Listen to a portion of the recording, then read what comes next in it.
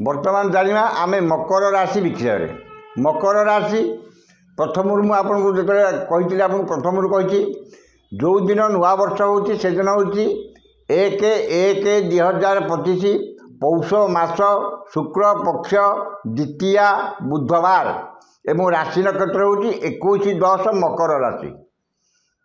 देखो प्रथम दिन मकर राशि 21/10 जो मान मकर राशि 21/10 22/10 23/10 ये जो तीनोटी आग तीनटा नक्षत्र गोटे राशि हो 21/10 किसी गड़बड़ हो पाए सामान्य जोटा कि विशेष नुह कि 22/10 23/10 21 नुआ वर्षटी अत्यंत से प्रथम दिन आपंकर अत्यंत भल हम धनु राशि मकर राशि आपंकर मीन राशि यही सब मेष राशि ये प्रथम दिन नुआ वर्षटी आप जेहतु भल प्रथम दिन जेहतु भल रोचे से आपंकर निश्चित भाव में वर्षटी संपूर्ण भल रे हूँ आपंकर से दिन फल जोटा कि आप मेंटाल पीस आसी जो प्रथम दिन आज आप भल है आप गोटे जगह को जाऊँगी गोटे नुआ कर व्यवसाय आरंभ कर व्यवसाय देखिए आप प्रथम दिन बहुत भल है तो आप मन में गोटे उत्साह आसीज भल आग्रह आसीज आप बहुत जोश से कम करेंगे ठीक सेमती आप जेहतु नुआ वर्षटी मकर राशि धनु राशि मीन राशि मेष राशि ये केतोटी राशि से प्रथम दिन टी अत्यधिक भल तेणुक से वर्ष सारा निश्चित भाव में मनोबल दृढ़ हम से भल फल पाइबे। जातक जो देखिए आम बर्तमान मकर राशि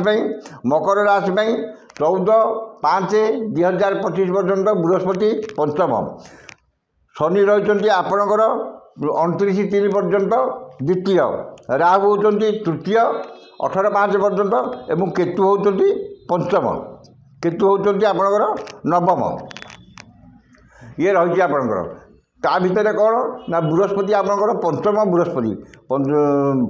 बृहस्पति अत्यधिक धन मान सम्मान संतान प्राप्ति मान सम्मान ये समस्त जिन पंचम बृहस्पति हे शनि जेहेतु द्वितीय अच्छा आग को तृतीय हो सी विशेष खराब फल देवे ना कारण आउ 3 मास आप 1 तारीख ठार 2 मास पर 29/3 पर शनि आप तृतीय होते तो सी विशेष भाव में गोटे ग्रह जिते आपंकर मकर राशि अधिपति होती शनि मकर राशि में विशेष खराब करते ना जहाँ खराब कर द्वितीय शनि से खराब कर देते किंतु आउ जो मसे 2 मास रहा जो मकर कुंभ दुईटा मसरे आप 1/2/29/3 पर्यटन हूँ कुंभ मास मकर कुंभ जो 2टा मसरे आप शनि रे से बेसी आपंकर क्षति करेंगे ना द्वितीय शनि हेल्ले कि आर्थिक आपंकर आर्थिक जिन पैसा पत्र किसी अपव्यय करदे कि पैसा पत्र क्षति करदे ये जिन करेंगे कि विशेष खराब फल देवे ना।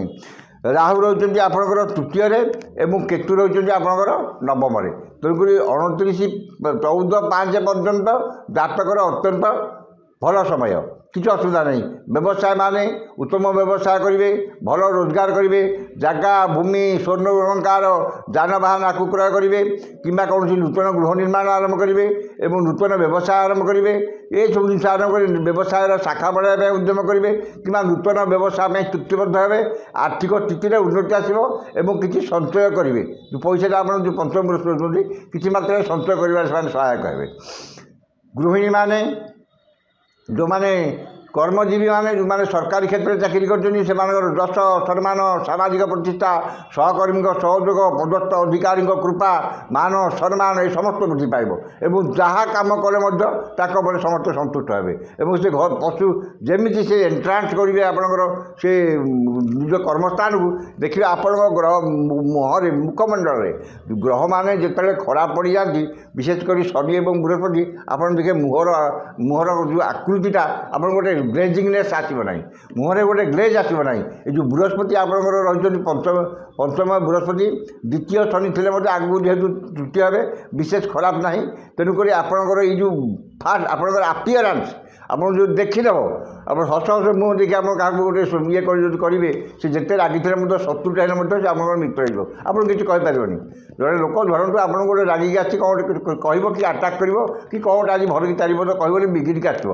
आपड़ जदि हसी हसी की स्वागत करेंगे कथबार्ता करेंगे से निश्चित भाव में किसी बाबद बदल तेणुक मुख्य आप व्यवहार संपर्क आप व्यवहार जो उत्तम हम कर्मजीवी मान आप व्यवहार चाली चरण व्यवहार कथबार्ता मार्जित এবং সর্বজনা দুর্লভ ସମସ୍ତେ ଆପଣଙ୍କୁ ପ୍ରଶଂସା କରିବେ। ଏଇ ଯେଉଁ ଜିନିଷଟା ଆପଣଙ୍କର ବୃହସ୍ପତିକୁ ପଞ୍ଚମ ଯିବା ହେତୁ ଆପଣଙ୍କ କଥାରେ ବକ୍ତବ୍ୟରେ ସମ୍ମୋହନର ଶକ୍ତି ଯାହାକୁ ଯେଉଁ କଥାଟା କହିବେ ସେ କଥାରେ ସମସ୍ତେ ବଶୀଭୂତ ହେଇଯିବେ। ଆପଣ ଯାହାକୁ ଯେଉଁ କଥା କହିବେ ସେ କଥା ସେ ଗ୍ରହଣ କରିବେ। କିନ୍ତୁ କର୍ମଜୀବୀମାନେ ସରକାରୀ ବେସରକାରୀ କ୍ଷେତ୍ରରେ ଯେଉଁମାନେ କର୍ମଜୀବୀ ଅଛନ୍ତି ସେମାନଙ୍କର କର୍ମର ଉନ୍ନତି ଏବଂ ବ୍ୟବସାୟ କର୍ମସ୍ଥାନରେ ଆପଣଙ୍କର ସମସ୍ତଙ୍କ ପରିବେଶ ସବୁ ଭଲ ରହିବ ଏବଂ ଆପଣଙ୍କର ସହକର୍ମୀ ସହଯୋଗୀ ପଦସ୍ଥ କର୍ମଚାରୀଙ୍କର ସ୍ନେହ ଶ୍ରଦ୍ଧା ଆନ୍ତରିକତା ପାଇବେ। ସରକାରୀ ବେସରକାରୀ ଉଭୟ କ୍ଷେତ୍ରରେ ଯାହା ଯେଉଁମାନେ ଚାକିରି ଆଶାୟୀ ଯେଉଁମାନେ ଚାକିରି ଆଶାୟୀ ସେମାନଙ୍କର ଚାକିରିର ସମ୍ଭାବନା ବହୁତ ଅଛି। ସରକାରୀ କ୍ଷେତ୍ର ହେଉ ବା ବେସରକାରୀ କ୍ଷେତ୍ର ହେଉ ଯେଉଁମାନଙ୍କର ଜାତ ଚକ୍ରରେ କର୍ମାଧିପତି ବଳବାନ ସେମାନେ ସରକାରୀ ଚାକିରି ପାଇଯାଇପାରନ୍ତି। ଦେଖିବେ ଯେଉଁମାନେ ମୁଖ୍ୟ ହେଲା କର୍ମସ୍ଥାନର ଗ୍ରହ ଦେଖିବେ ଗୋଟେ ପିଲା ପୁରା through out career first class ବହୁତ ଫାର୍ଷ୍ଟ କ୍ଲାସ୍ ପଢ଼ୁଛନ୍ତି ଭଲ ପାଠ ପଢ଼ୁଛନ୍ତି ଭଲ ଭଲ କ୍ୟାରିୟର ଭଲ କିନ୍ତୁ ସେମାନେ ଚାକିରି ପାଉନାହାନ୍ତି। କିନ୍ତୁ ଯେଉଁମାନେ ମୂର୍ଖ 10 ଥର ମାଟ୍ରିକ ପାସ୍ କରିଥିବେ ଆପଣଙ୍କର IA BA 5 ଥର ବ୍ଲକ୍ କରିକି ବ୍ୟାକ୍ କରିକି ସେ ପାସ୍ କରିକି ଯାଇଥିବେ ସେମାନେ ଭଲ ଚାକିରି ସରକାରୀ ଚାକିରି କ୍ଷେତ୍ରରେ ପାଇଥିବେ। ବହୁ କ୍ଷେତ୍ରରେ ଆପଣମାନେ ନିଜେ ମଧ୍ୟ ଦେଖିଥିବେ ସଂସାରରେ ଆପଣ ଦେଖିଲେ ଆପଣ ଯେଉଁ ପାଠ ପଢ଼ୁଥିବେ 100 କି 50 କି 80 ପିଲା ଆପଣ ଦେଖିବେ ସେ ପିଲାଟା କିନ୍ତୁ ମୂର୍ଖ ପିଲାଟା କିନ୍ତୁ ଭଲ ଚାକିରି କରିବେ। କିନ୍ତୁ ଯେଉଁମାନେ ଦେଖୁଥିବେ ଆପଣ ବହୁତ first class through out career first class ବହୁତ ଭଲ ପାଠ ପଢ଼ୁଥିଲା ବହୁତ ଭଲ ପିଲା କିନ୍ତୁ ସେ ଚାକିରି ପାଇନି ହତାଶ ହେଇକି ବୁଲୁଛି କେଉଁଠି ଯାଇ କ'ଣ କରୁଛି କିନ୍ତୁ କିଛି ବିଶେଷ କିଛି କାମ ନାହିଁ। ଇଏ ହେଲା ମୁଖ୍ୟ କର୍ମାଧିପତି ଯାହାର ବଳବାନ ସେ ନିଶ୍ଚିତ ଭାବରେ ଭଲ ଚାକିରିଟେ ପାଇବ। ଆପଣ ମୁଣ୍ଡ ବାଡ଼େଇଲେ ମଧ୍ୟ ସରକାରୀ ଚାକିରି ପାଇବେନି କି ଭଲ ଚାକିରି ଖଣ୍ଡେ ସରକାରୀ ଚାକିରିଟା ତ ନୁହଁ ଖାଲି ସରକାରୀ ଚାକିରି ପ୍ରାଇଭେଟ୍ ଚାକିରିରେ ମଧ୍ୟ ବହୁତ ଲୋକ ମାସକୁ 3 ଲକ୍ଷ 2 ଲକ୍ଷ ମଧ୍ୟ ଦରମା ପାଉଛନ୍ତି। ଯେଉଁମାନଙ୍କର କର୍ମାଧିପତି ବଳବାନ ଧନାଧିପତି ବଳବାନ ସେମାନେ ଭଲ ଚାକିରିଟେ ପାଇବେ। ଯେଉଁମାନଙ୍କର ସେ କର୍ମାଧିପତି ଧନାଧିପତି ବଳବାନ ସେମାନେ ମୁଣ୍ଡ ବାଡ଼େଇଲେ ମଧ୍ୟ ଚାକିରି ପାଇବେ ନାହିଁ। ଏଇଟା ମୁଖ୍ୟ ସମସ୍ୟା। ତେଣୁ ଆପଣଙ୍କ ଯେଉଁ ପଞ୍ଚମ ବୃହସ୍ପତି ଆପଣଙ୍କର କର୍ମସ୍ଥାନଟାକୁ ସୁଧାର ଆଣିଦେବେ। ଆପଣ ଯାହା କଲେ ମଧ୍ୟ ସମସ୍ତଙ୍କର ମନ ପସନ୍ଦ ହେବ ସମସ୍ତେ ଆପଣଙ୍କୁ ପ୍ରଶଂସା କରିବେ। ଇଏ ହେଲା କର୍ମଜୀବନ। ଯେଉଁମାନେ ଚାକିରି ଆଶାୟୀ ଯେହେତୁ ପଞ୍ଚମ ବୃହସ୍ପତି ଆଗକୁ ତୃତୀୟ ଶନି ହେବେ ଚାକିରି ଆଶାୟୀ ମାନେ ଆରାମରେ ଚାକିରି ପାଇବେ କୌଣସି ଅସୁବିଧା ନାହିଁ। ଯେଉଁ ଚାକିରି ଆଶା କରୁଛନ୍ତି ସେ ଚାକିରି ପାଇଯିବେ। ଦରକାର ପଡ଼ିଲେ 2ଟା ଚାକିରି ମଧ୍ୟ ମିଳିଯାଇପାରେ। ଚାକିରି ଆଶାୟୀ ପ୍ରେମ ସମ୍ପର୍କରେ ଯେଉଁମାନେ ଅଛନ୍ତି ଯେଉଁମାନେ ପ୍ରେମ ସମ୍ପର୍କରେ ଅଛନ୍ତି ପଞ୍ଚମ ବୃହସ୍ପତି ତୃତୀୟ ଶନି ଆଗକୁ ହେବେ ଦ୍ୱିତୀୟ ଶନି ଅଛନ୍ତି ଏବଂ ରାହୁ ରହିଛନ୍ତି ନବମରେ କେତୁ ରହିଛନ୍ତି ଦଶମରେ। ଏ ଯେଉଁ ରହିଛନ୍ତି ଆପଣଙ୍କର ରାହୁ ତୃତୀୟରେ କେତୁ ନବମରେ ଯେହେତୁ ରହିଛନ୍ତି ଯେଉଁମାନେ ପ୍ରେମ ସମ୍ପର୍କରେ ଅଛନ୍ତି ସେମାନଙ୍କ ପ୍ରେମରେ ଆହୁରି ମଜବୁତ ହେବ ତାଙ୍କର ବିବାହ ମଧ୍ୟ ହୋଇଯାଇପାରେ ଏବଂ ଜଣା ବୋଧେ ପରସ୍ପର ଯଦି ବୁଝାମଣା ଆଗରୁ କିଛି ଗଡ଼ବଡ଼ ଥିବ ଏଇ ଟାଇମ୍ରେ ଠିକ୍ଠାକ୍ ହେଇଯିବ ଭଲ ଭାବରେ ରହିବେ ପ୍ରେମ ସମ୍ବନ୍ଧ।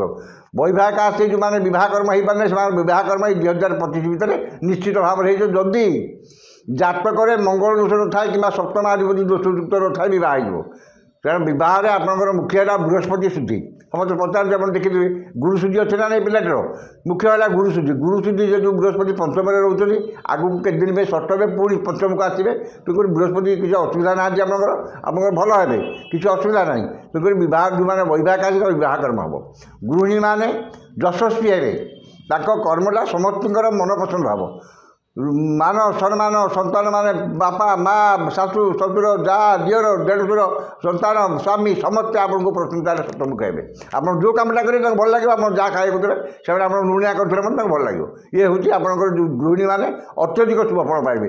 ସ୍ୱାସ୍ଥ୍ୟଗତ ସମସ୍ୟା ଏସବୁ ସମସ୍ୟା କୌଣସି ଜିନିଷ ଯାହା ସ୍ୱାସ୍ଥ୍ୟଗତ ସମସ୍ୟା ଥିଲା ଆପଣ ଗୋଟେ ଭଲ ଡକ୍ଟର ପାଉନଥିଲେ ଆପଣ ଏଇ ସମୟ ଭିତରେ ପାଇଯିବେ ଏବଂ ସେ ରୋଗ ସେ ଯାହା ଦେବେ ଆପଣଙ୍କର ଭଲ ସମୟ ପଡ଼ିଲେ ଆପଣ ଗୋଟେ ଭଲ ଡାକ୍ତର ପାଖରେ ଯାଇ ପହଞ୍ଚିବେ। ଯେଉଁ ରୋଗରେ ଆପଣ ଦେଖୁଥିବେ ବାରମ୍ବାର ପୀଡ଼ିତ ହେଉଛନ୍ତି ସେ ରୋଗ 5 ବର୍ଷ 3 ବର୍ଷ ଗୋଟେ ରୋଗ ଲାଗିଥିଲେ ଭଲ ହେବନି। ଆପଣ ଯେତେବେଳେ ସମୟ ଭଲ ଆସିଯିବ ଆପଣ ଠିକ୍ ଲୋକ ପାଖରେ ଯାଇ ପହଞ୍ଚିବେ।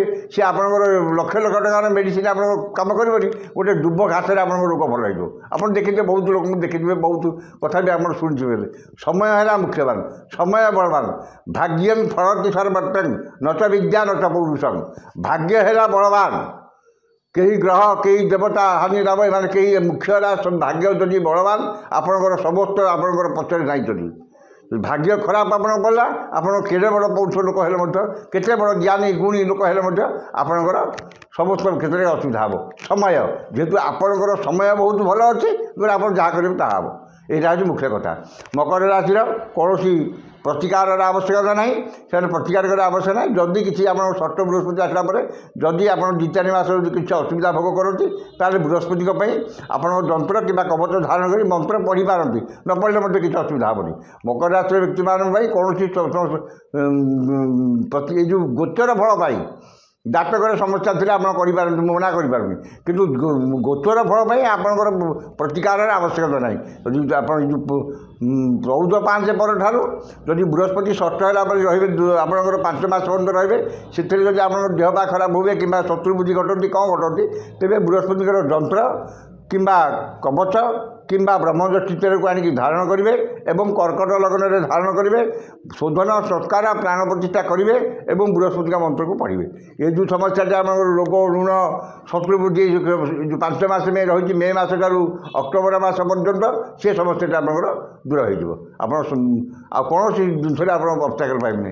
ଆକୁ ମାନିଲେ ଆପଣଙ୍କର ନୂତନ ବର୍ଷଟି ଭଗବାନଙ୍କ ପାଖରେ ଆମେ ପ୍ରାର୍ଥନା କରୁଛୁ ଏବଂ ଜଗନ୍ନାଥଙ୍କ ପାଖରେ ପ୍ରାର୍ଥନା କରୁଛୁ, ଆପଣଙ୍କର ନୂତନ ବର୍ଷଟି ଅତ୍ୟଧିକ ସୁଖ ସମ୍ପଦ ମାନସିକ ପାରିବାରିକ ଶାନ୍ତି ଉତ୍ତମ ସ୍ୱାସ୍ଥ୍ୟ ଓ ସମ୍ପଦର ଦିନ ହେଉ।